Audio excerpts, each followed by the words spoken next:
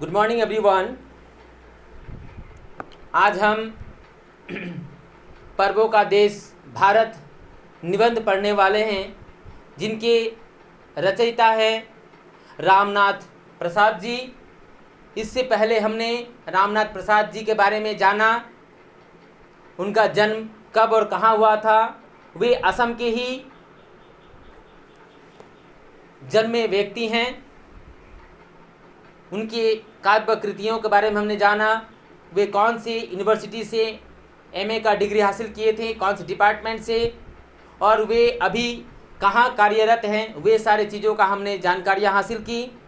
आज हम यह पर्वों का देश भारत पाठ का सस्वर वाचन करेंगे तथा उसमें आए कठिन शब्दों का अर्थ जानेंगे तथा उसमें निहित भावों को हम समझेंगे।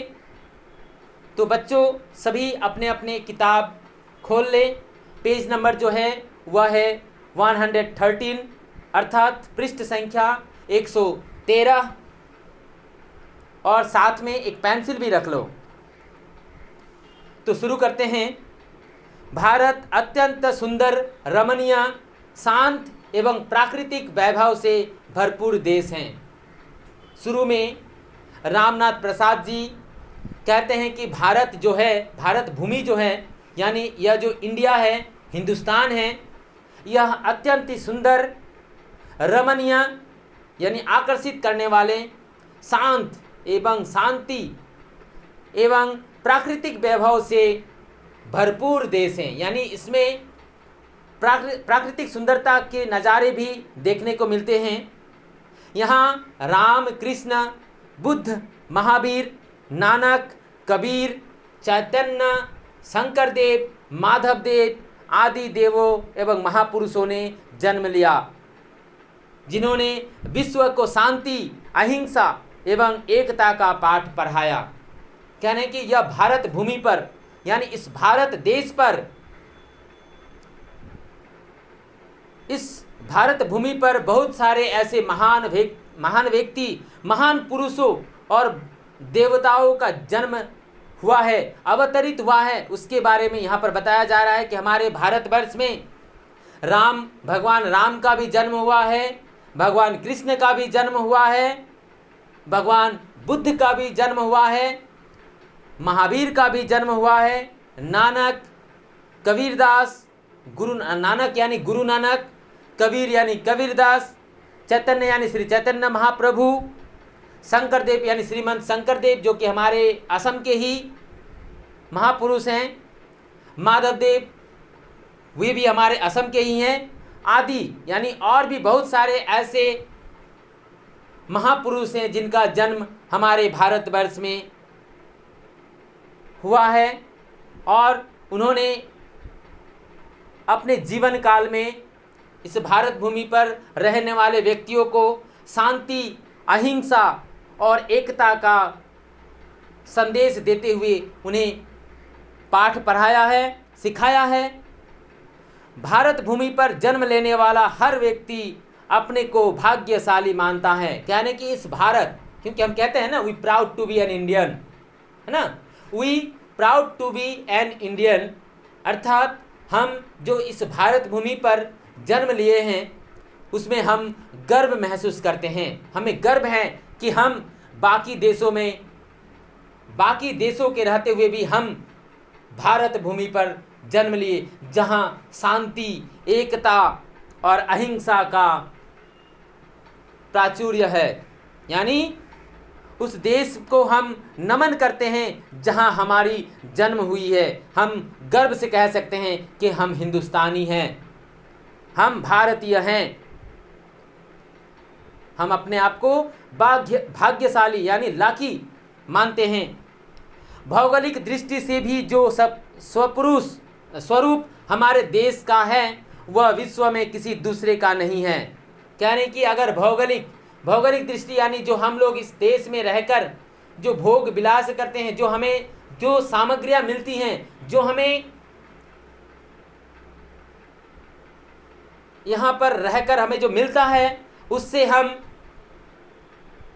हमारे देश का वह विश्व में किसी दूसरे देश में नहीं मिल पाता, वे किसी दूसरे देश में नहीं है। उत्तर में हिमालय की बर्फ से ढकी चोटियां हैं जो हमारी रक्षा कर रही हैं। तीन ओर से सागर हमारी मातृभूमि के चरण पखारता है और गंगा, यमुना, ब्रह्मपुत्र जैसी महान नदियां मानो इस देश के गले का हार है। यह भारत भूमि के सौंदर्य का वर्णन किया गया है इस पैराग्राफ में। कह रहे हैं कि उत्तर में, इस भारत भूमि के उत्तर दिशा की ओर हिमालय की चोटियां हैं। हिमालय जो बड़ा पहाड़ हैं, वह उसकी बर्फ से ढकी चोटियां हैं जो हमारी रक्षा करती हैं, है ना, जो हमारी एक तरफ से रक्षा करती है। और वहीं तीन ओर से, यानी उत्तर तो हो गया हिमालय की, उत्तर में हिमालय स्थित है, वैसे ही पूर्व, पश्चिम और दक्षिण में दो नदियां और एक नद जो कि हमारी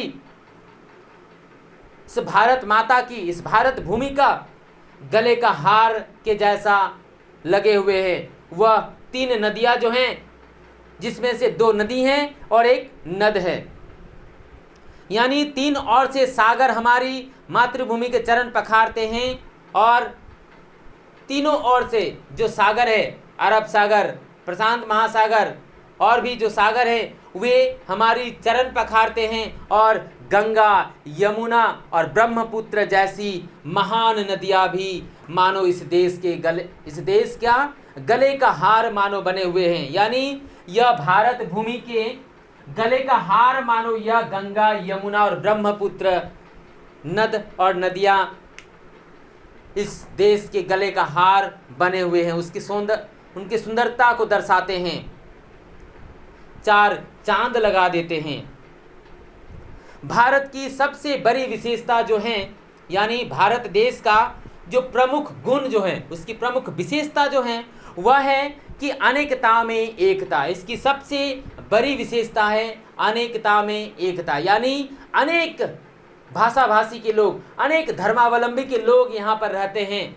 हिंदू, मुसलमान, सिख, ईसाई सभी लोग यहाँ पर रहते हैं, परंतु उसमें कोई भेदभाव नहीं होता। वे एक साथ रहते हैं, एकता में रहते हैं। इसीलिए यह पूरे संसार में, पूरे विश्व में, पूरे वर्ल्ड में यह भारत देश की सबसे बड़ी विशेषता है कि अनेकता में एकता। सवाल आ सकता है कि भारत देश की सबसे बड़ी विशेषता क्या है? तो भारत देश की सबसे बड़ी विशेषता जो है वह है अनेकता में एकता। और यह भी आ सकता है कि भारत भूमि के उत्तर दिशा की ओर कौन स्थित है? तो कौन है? हिमालय की चोटियां। यह भी आ सकते हैं कि हमारे पाठ में चर्चित 3 नदियों के नाम लिखो, तो क्या है? गंगा, यमुना और ब्रह्मपुत्र, है ना। और हमारे यह भी सवाल आ सकते हैं कि हमारे देश में कौन कौन से महान व्यक्तियों का प्रादुर्भाव हुआ, यानी उनका जन्म हुआ था। तो उसमें से हम कह सकते हैं कि राम, कृष्ण, बुद्ध, महावीर, गुरु नानक, कबीरदास, चैतन्य, शंकरदेव, माधवदेव आदि जैसे महान व्यक्तियों का जन्म यहाँ पर हुआ था।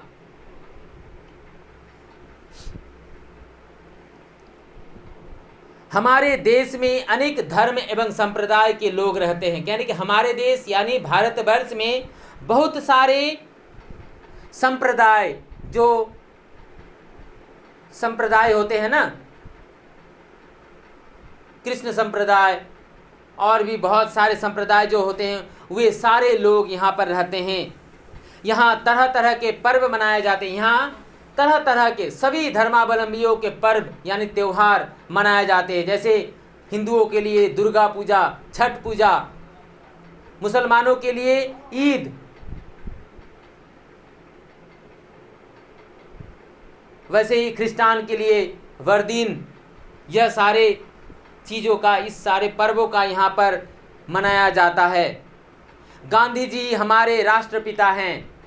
हमारे यह सवाल हो सकता है, इसको अंडरलाइन करो कि गांधी जी हमारे राष्ट्रपिता है। कौन हमारे राष्ट्रपिता है? तो कौन है? महात्मा गांधी जी हमारे राष्ट्रपिता थे और अभी भी हैं। 2 अक्टूबर को पूरे देश में गांधी जयंती मनाई जाती है। यह इसको भी अंडरलाइन करो कि भारत देश में गांधी जयंती कब मनाया जाता है या कब मनाई जाती है? तो 2 अक्टूबर को पूरे देश में गांधी जयंती मनाई जाती है।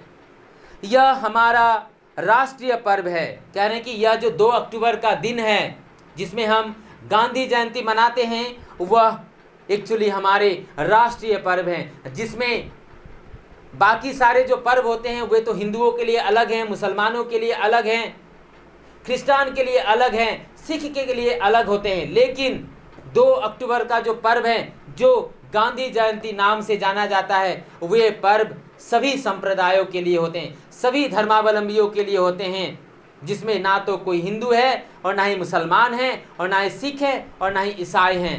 यानी सभी धर्मावलंबी के लोग आपस में मिलकर यह जयंती को मनाते हैं, जिसका नाम है गांधी जयंती। कब मनाया जाता है? 2 अक्टूबर को। इसे पूरे उत्साह और उल्लास के साथ मनाना चाहिए। कह रहे हैं कि इसको, किसको? गांधी जयंती को, 2 अक्टूबर को गांधी जयंती को हमें बहुत ही उल्लास और उत्साह से साथ मनाना चाहिए। क्यों मनाना चाहिए? क्योंकि वे ऐसे व्यक्ति थे, महात्मा गांधी, उन्हें ऐसे ही महात्मा उपाधि नहीं दिया गया। उनका जो वास्तविक नाम है वह है मोहनदास करमचंद गांधी, लेकिन उन्हें महात्मा जो शब्द हैं वह किसने उन्हें प्रदान किया था? किसने उन्हें महात्मा कहकर संबोधित किया था?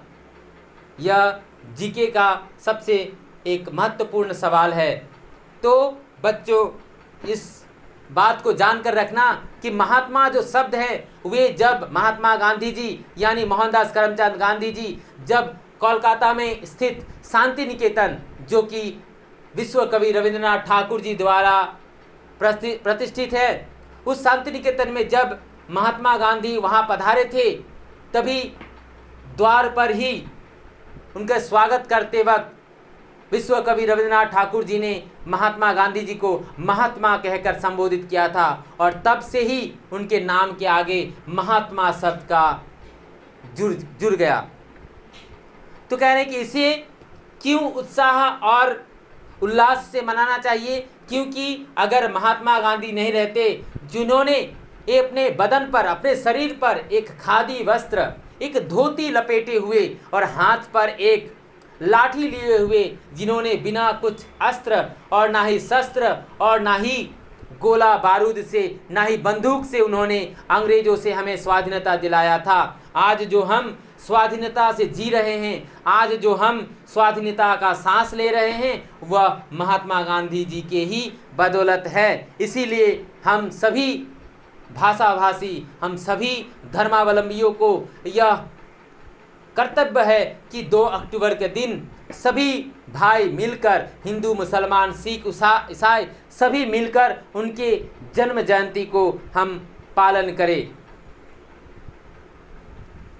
महात्मा गांधी जी ने जो मार्ग बताया था उससे हमें प्रेरणा मिलती है। यानी कि महात्मा गांधी जी ने जो हमें मार्ग यानी जो हमें रास्ता, मार्ग यानी रास्ता, जो रास्ता हमें बताया था उसके पथ पर हमें चलने का प्रेरणा मिलता है। वे कौन सी रास्ता है कि उनका कहते हैं ना कि गांधी जी के 3 बंदर है ना, महात्मा गांधी जी के 3 बंदर, यानी वे 3 बंदर यानी वे बंदर अर्थात नीति, उनके 3 नीति क्या थे कि कभी बुरा मत देखना है ना, कभी बुरा मत सुनना और ना ही हमें बुरा कुछ बोलना है। अगर हम अपने मुख पर, अपने आँखों पर, अपने कानों पर कंट्रोल कर सकते हैं तो हमारी इस संसार में, इस पृथ्वी पर, इस भूमंडल में कोई भी हमारे शत्रु नहीं हो सकते।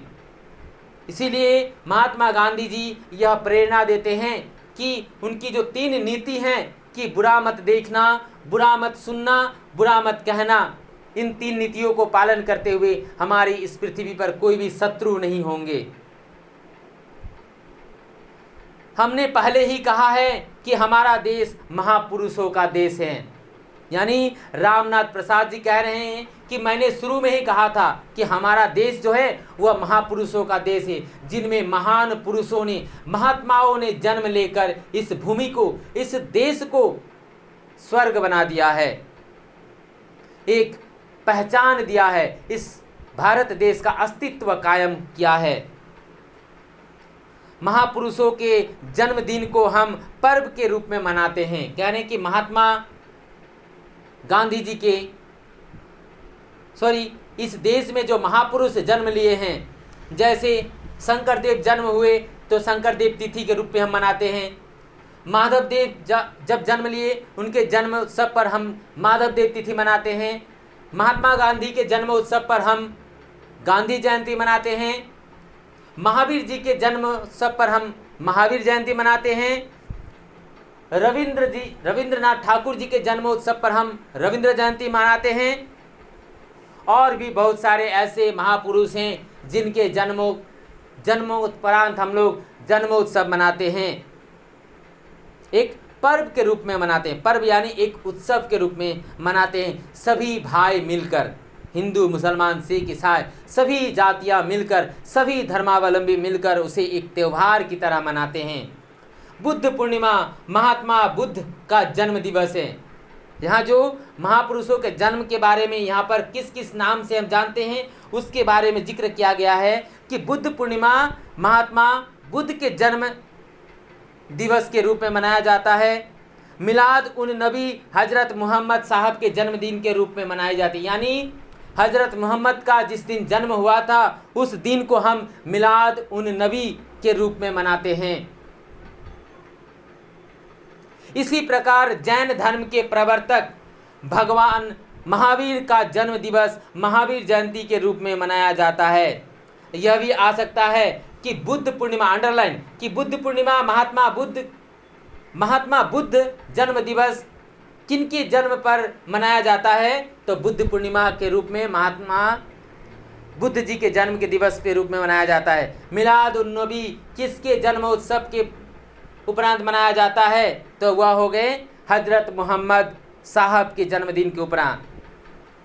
और यह भी आ सकता है कि जैन धर्म का प्रवर्तक किसे कहा गया है, तो जैन धर्म का प्रवर्तक भगवान महावीर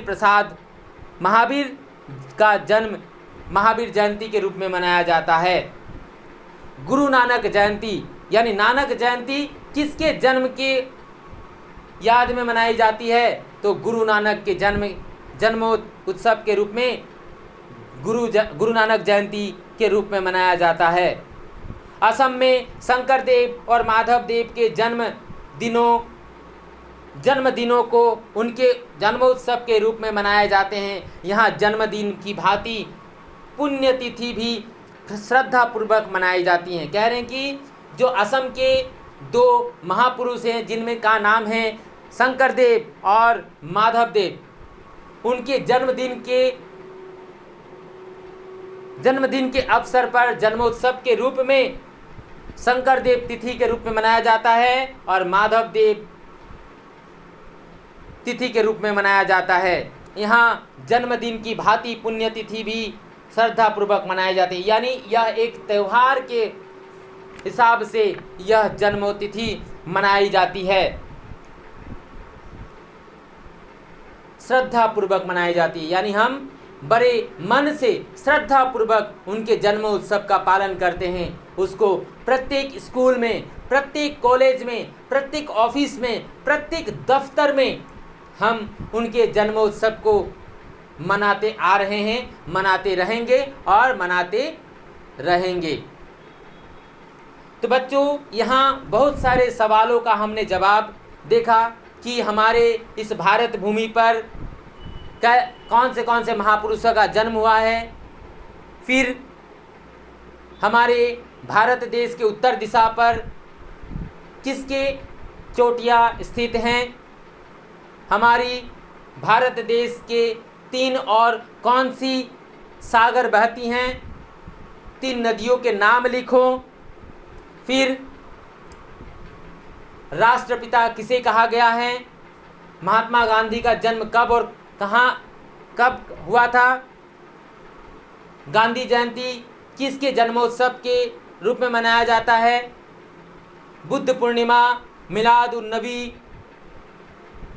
महावीर जयंती, गुरु नानक जयंती, माधव देव तिथि, शंकर देव तिथि, यह किनके जन्मोपरांत के पश्चात यह सारे तिथियों को मनाया जाता है, कहाँ कहाँ मनाया जाता है, यह सारे चीज़ों का हमने यहाँ पर देखा। तो बच्चों, हमने जो शुरू के वीडियो में, शुरू के क्लास में हमने बताया था कि रामनाथ प्रसाद जी ने जो पर्वों का देश भारत का सुंदर वर्णन किया है, जो आकलन किया है, दर्शाने का प्रयास किया है, वह सही मायने में हमने प्रथम पृष्ठ को पढ़ते हुए ही हमें यह आभास हुआ कि हाँ, रामनाथ प्रसाद जी ने सत्य में बहुत ही सरल सहज रूप में इन्होंने भारत देश के सुंदरता को, भारत देश के पर्वों को, भारत के जो विशेषता है, जो अनेकता में एकता का विशेषता है, वह बहुत ही सुंदर और मार्मिक तरीके से दर्शाया है। तो बच्चों, आज के लिए इतना ही। आगे का हिस्सा हम थर्ड लेक्चर अर्थात तृतीय क्लास में हम लोग डिस्कस करेंगे, सस्वर वाचन करेंगे। आज के लिए इतना ही। धन्यवाद।